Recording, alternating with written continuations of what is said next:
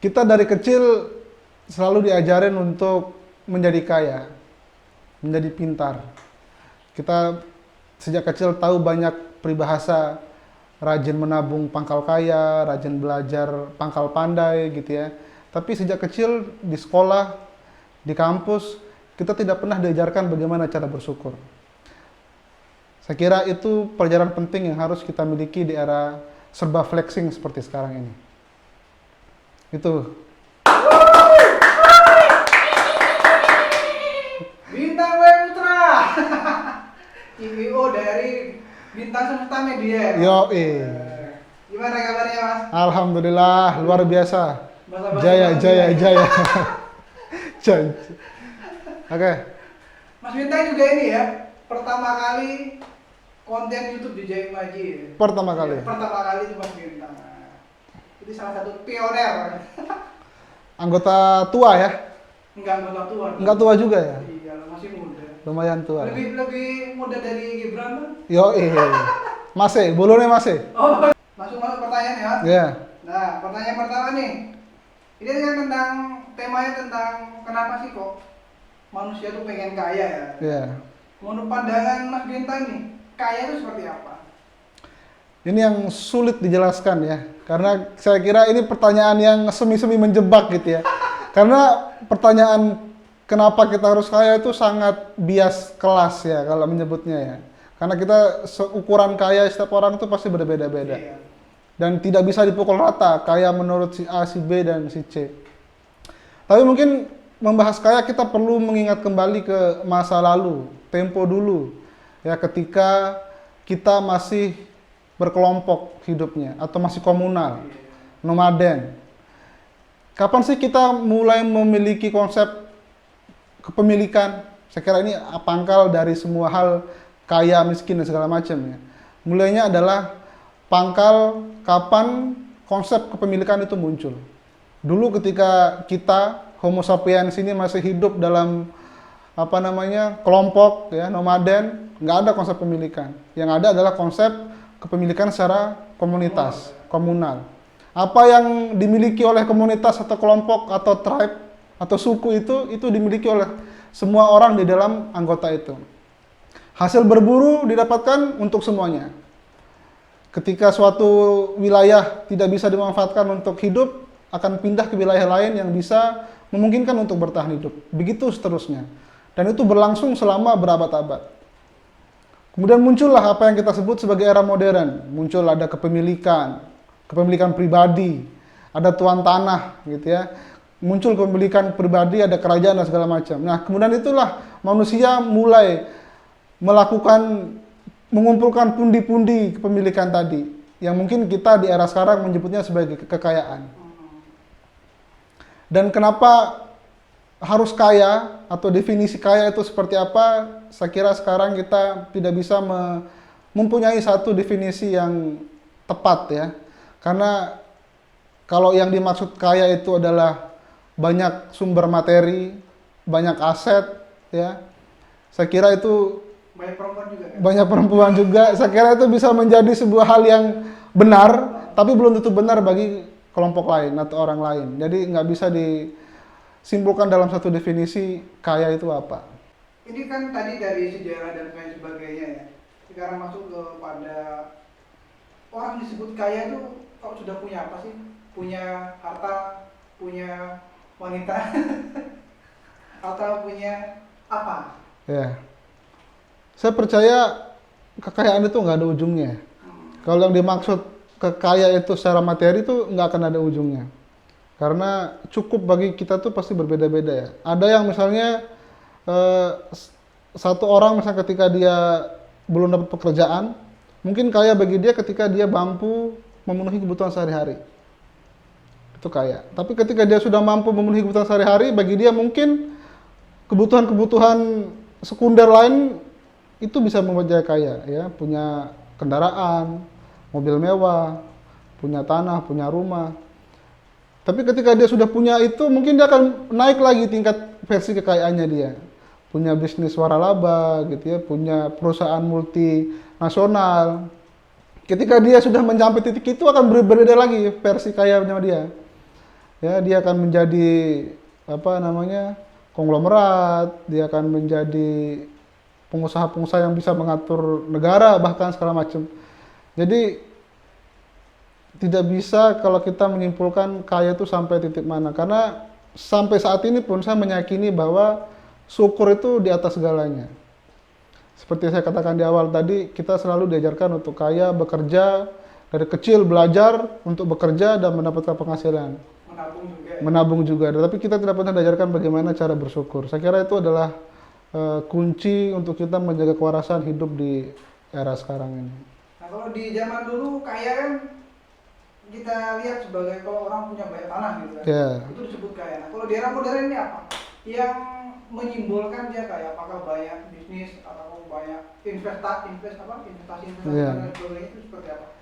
Ya itu lagi-lagi ya, kalau sekarang kaya itu bisa disimpulkan sebagai punya aset yang banyak, masih seperti itu ya, mempengaruhi orang lain, merekrut orang lain untuk bertindak atas keinginan, itu bisa disimpulkan sebagai kaya kalau di era sekarang. Ujian untuk orang kaya itu apa sih sebenarnya? Ujian untuk orang kaya, pandangan Mas Bintang itu apa? Ujiannya adalah merasa tidak pernah cukup. Udah kaya berarti. Tidak pernah cukup. Ya. Kalau orang miskin apa? Hah? Kalau orang miskin? Selalu merasa tidak cukup. Jadi ujiannya sama. Sama berarti ya? Kaya miskin sama, selalu tidak merasa cukup. Karena uang itu tidak ada nominal yang, nggak ada ujung nominalnya guys. Mata uang itu nggak ada ujungnya.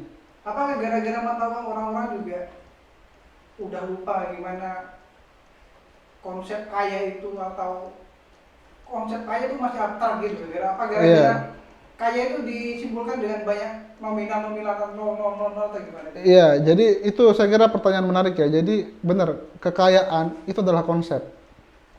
Bukan melulu soal kepemilikan, tapi itu adalah soal konsep. Bagaimana, apa sih? Dulu kan dulu manusia hidup-hidup aja kan. Iya. Ketika masih hidup di alam, Bisa secara makan komunal, dan bisa makan dan minum kan cukup. Tapi konsep-konsep itu kan muncul semenjak era modern, mulai munculnya teori Adam Smith itu, kapitalisme, ekonomi dan segala macam, membuat orang semakin individual, terus menimbun harta sebanyak-banyaknya. Itu yang kemudian membuat kita semakin hidup di era modern ini harus memiliki segalanya, membanding-bandingkan diri dengan orang lain, pencapaian si A, pencapaian si B, kita kok belum sampai sana, itu kemudian membuat kita betul konflik dalam batin, dalam diri seorang, kemudian membuat dirinya merasa nggak bersyukur dan menganggap hidupnya sampah gitu. Jadi konsep-konsep seperti itu sebenarnya juga jebakan juga berarti. Betul. Dan setuju nggak Mas kalau ujian terberat orang kaya adalah sifat yang sombong, dan ujian untuk orang miskin adalah iri? Saya kira itu dimiliki oleh semua orang ya, nggak harus sombong, nggak harus miskin atau kaya, karena itu larinya ke sifat. Kalau miskin sombong piye maksudnya? Udah miskin sombong lagi, ya nggak apa-apa. Kalau nggak punya apa-apa yang dimiliki sombong malah bisa dipertahankan kan, daripada miskin tapi minder, lebih baik miskin tapi sombong kan. Nah kalau Tuhan ngasih ujian atau ngasih pilihan ke Mas Bintang, milih sombong apa iri? Wah, pertanyaannya saya nggak milih dua-duanya, boleh nggak? Itu pilihan loh. Ya, kalau iri mungkin lebih ke ini ya, tapi iri dalam artian positif ya. Misalnya iri belum mencapai titik itu, kemudian kita berusaha untuk mencapai titik yang diinginkan. Itu mungkin lebih positif kedengarannya ketimbang sombong ya. Sombong piye? Sombong apa dulu nih? Sombong yang flexing. Kalau sekarang kan ada banyak istilah ya. Flexing ya. Sombong. Selama itu sesuai dengan kapasitas dan sesuai kemampuan, kenapa tidak? Sekarang kan orang berlomba-lomba tuh bangun branding. Ada namanya personal branding. Itu mau didefinisikan sebagai apa itu? Sebagai sombong, sebagai flexing, sedangkan keinginan dia adalah sebagai personal branding.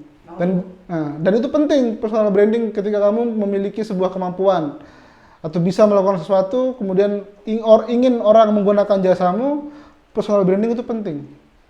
Nah untuk konten-konten kreator kayak gitu gimana? Kalau mereka membangun personal branding dengan tanda kutip sombong gitu kan, itu banyak plus minusnya toh, terutama di Iya. publik gitu kan, Iya. dan untuk dirinya sendiri. Iya. Itu gimana tanggapan Mas Winda? Ya nggak apa-apa, selama itu untuk dia mencari uang, cara dia bertahan hidup, dan itu emang benar-benar sesuai dengan kemampuan dia. Misalnya dia personal brandingnya sebagai penyair misalnya, dan dia terusan memamerkan hasil karyanya, dimuat di media mana, ya nggak apa-apa, itu personal branding dia. Kemudian dia membuka kelas menulis misalnya untuk memenuhi kebutuhan dapurnya, ya nggak ada masalah. Karena itu emang sesuai dengan kemampuannya dia. Yang menjadi masalah adalah ketika kamu tidak mampu menulis puisi misalnya, kemudian sok-sokan ya, update story, ada postingan, bikin kelas menulis, sedangkan tidak punya kemampuan di situ, nah itu berbahaya. Sombong lebih baik ya daripada orang tidak punya apa-apa. Selama kamu bisa melakukan itu, kenapa tidak? Dan apakah sifat sombong itu selalu ada, dan iri ya, sombong dan iri ada melekat di diri manusia gitu? Ini kayak pertanyaan ke Ustadz ya. Ya, saya kira itu sifat dasar manusia lah ya. Pasti ada unsur-unsur, ada unsur sombong, iri, dengki, sakit hati, apa segala itu unsur yang timbul tenggelam saya kira. Intinya sekarang adalah kenapa orang itu ingin kaya? Ya. Kamu ingin kaya nggak kamu? Aduh, gimana ya? Ingin apa enggak? Pengen lah, Nah, kamu tahu kenapa kamu ingin kaya? pasti Kenapa? banyak yang bisa kulakukan dengan Lebih mudah melakukan segala hal ketika kamu kaya kan. Mungkin saya kira perlu diganti istilah kaya miskin Jan ya. Aku lebih suka sama istilah sejahtera. Karena kalau kaya miskin itu perbandingan atau preferensi orang-orang itu pasti berbeda. Kamu di versi kaya menurutmu mungkin punya rumah, punya mobil. Mungkin ya. Tapi kaya menurut orang lain bisa jadi ketika dia punya jabatan. Ketika dia punya jamaah misalnya, itu kaya menurut dia. Jadi aku lebih suka istilah sejahtera, karena sejahtera itu sesuai dengan kebutuhan kita. Cukup untuk memenuhi kebutuhan kita. Ingin punya rumah, cukup uangnya. Ingin punya mobil, cukup uangnya. Ingin punya jabatan, cukup uangnya. Saya kira itu sejahtera yang paling tepat untuk menggambarkan pertanyaanmu tadi. kalau ingin punya rumah, punya mobil, punya jabatan tapi nggak punya uang gimana? Nah itu menghayal. Terlalu imajinatif ya. Terlalu imajinatif. Saya kira istilah yang tepat adalah sejahtera. Kalau Tuhan ngasih ujian ke Mas Bintang Nah. soal kaya dan miskin, Mas Bintang mau jadi apa? Kaya lah. Iya. Kenapa? Aku balik nanya nih. Ya kalau kaya pertama kita bisa ngatur keuangan sendiri.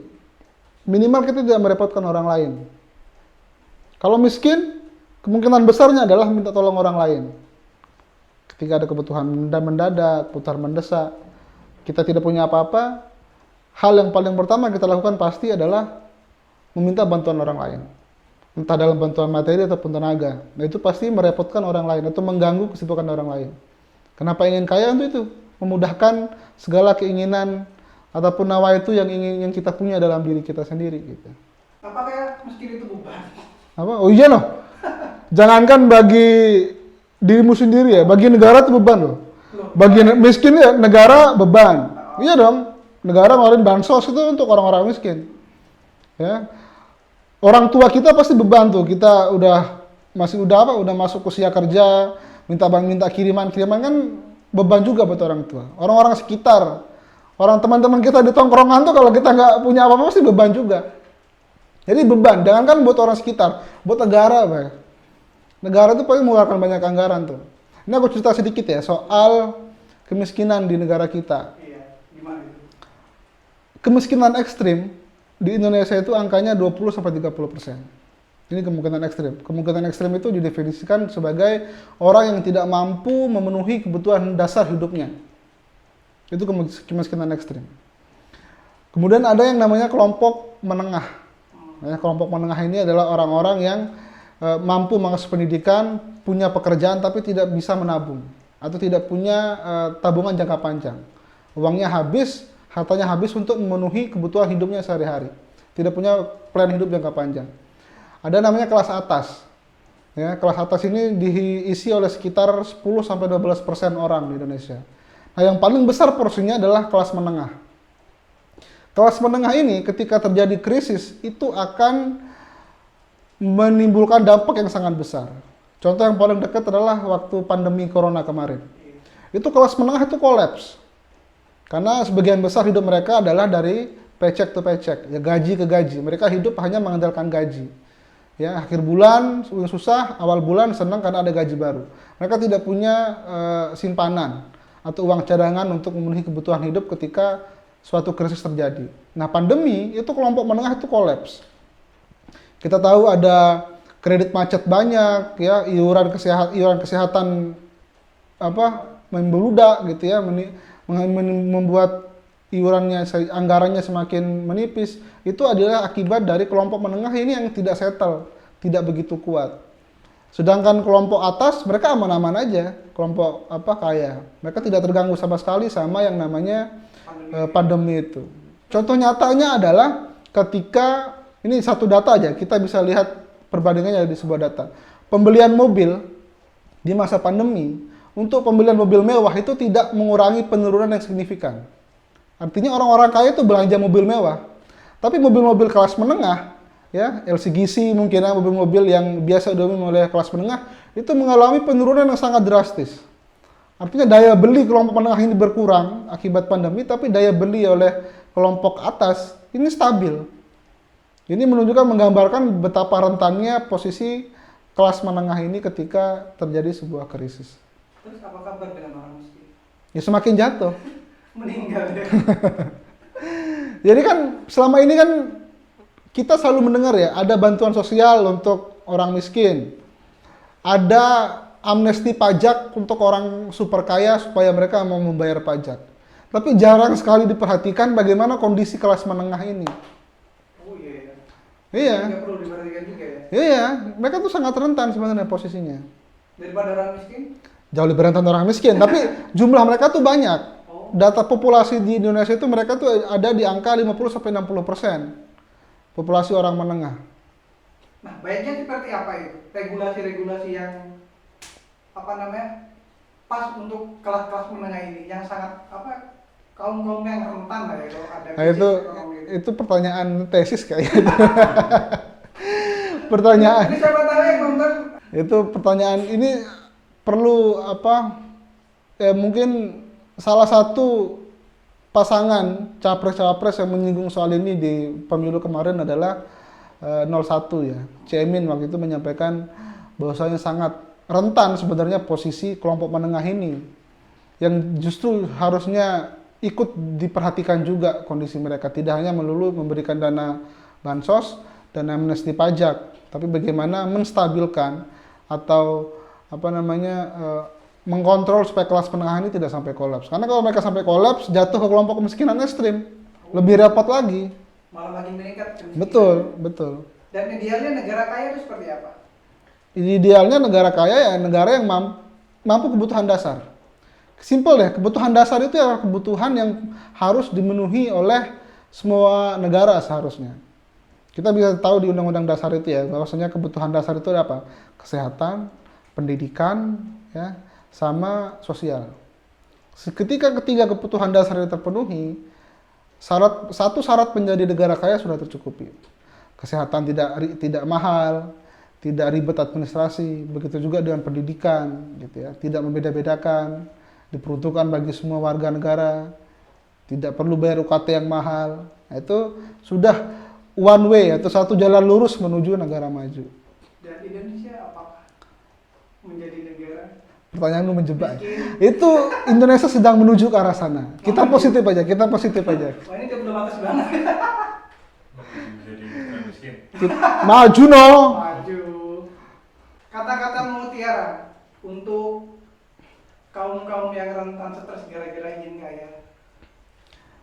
Teman-teman, apa yang kalian lihat di storymu, di postingan teman-temanmu, percayalah itu tidak semuanya benar, tidak semuanya indah.